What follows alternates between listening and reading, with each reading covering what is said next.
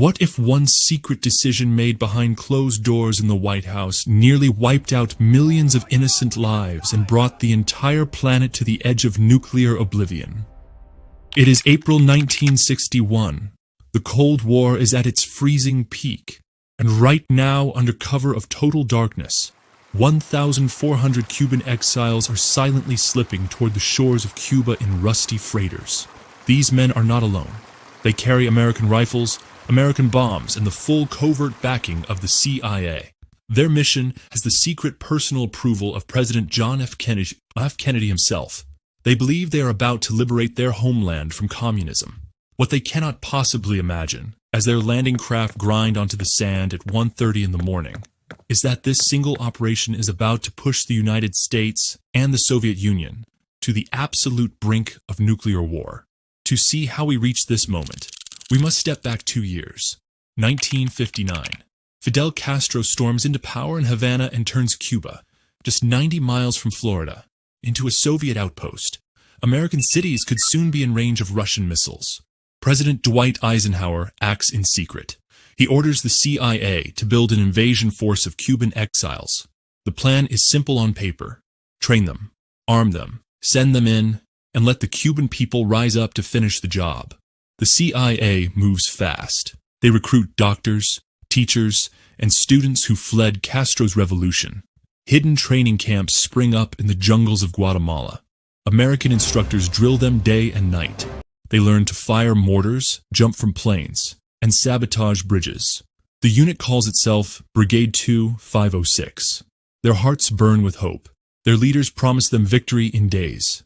When Kennedy takes the oath in January 1961, the plan lands on his desk like a live grenade. The young president wants to look strong against communism, yet he refuses to send American troops. He demands the invasion must look completely Cuban.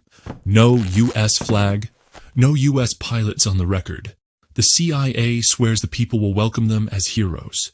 Inside the Oval Office, though, doubt creeps in. Some advisors whisper that Castro already knows. Intelligence is shaky. The new landing site, a remote swamp called the Bay of Pigs, is far from any rebel support. Kennedy hesitates, but the momentum is unstoppable. In secret meetings the American public will never hear about, the order is given. The ships leave Nicaragua under radio silence. The men huddle below deck, whispering prayers, clutching photos of their families. They are told American air cover will destroy Castro's planes first. They believe it. April 15th. Preliminary B-26 bombers painted to look Cuban strike airfields.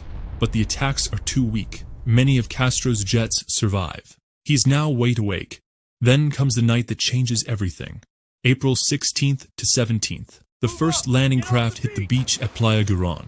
Waves crash. Men splash ashore in the blackness, hearts hammering. For a few hours it feels like a miracle. They push inland, they seize positions. Radio operators send triumphant messages back to the fleet. But at sunrise, the trap snaps shut. Castro's tanks roar down the roads. His jet fighters scream overhead. The exile bombers sent for cover are shredded in the sky. One American CIA pilot, flying under false colors, keys his radio in panic. "I am under attack. I have been hit." His plane spirals into the sea. On the sand, the fighting turns savage. Mortar shells explode in fountains of sand and blood. Machine gun fire rakes the palm trees. The exiles dig in, brave beyond words. But their ammunition is vanishing. Food and water are gone. Wounded scream for help that never comes. They radio Washington again and again. "We need air support now." The Navy carriers sit just over the horizon, engines idling, under direct orders from the president to stay out. Kennedy, terrified of turning this into an open American war, holds them back. For 3 desperate days the battle rages. Over 100 exiles lie dead among the swamps. The survivors fight on with empty rifles and broken bodies. On April 19th, the last radio crackles with the final words, "We are out of ammo. God help us." Then silence. More than 1,100 men are marched into captivity at gunpoint.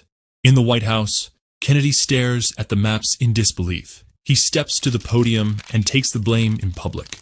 Privately, the failure burns. America looks weak for the first time in decades. Castro parades the prisoners on television, mocking the giant to the north. And in Moscow, Nikita Khrushchev watches every second of it with a cold smile. He has seen the new American president blink. What the world cannot yet see is the deadly chain reaction already in motion.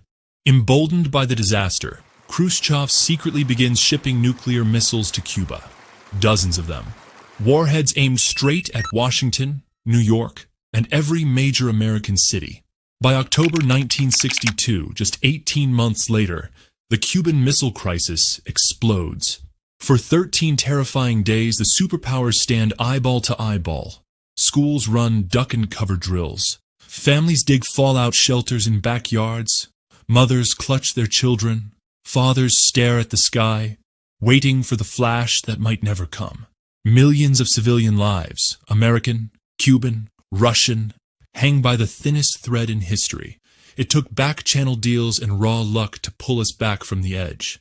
But the spark that lit the fuse was that single covert operation in the Bay of Pigs, a secret invasion launched with White House approval that was meant to protect us, yet instead dragged the world to the brink of annihilation. The files are declassified now. The lessons sit in plain sight, yet the question still whispers in the shadows of power.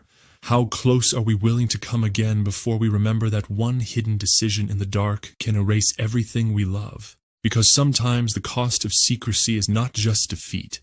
Sometimes it is the end of the world.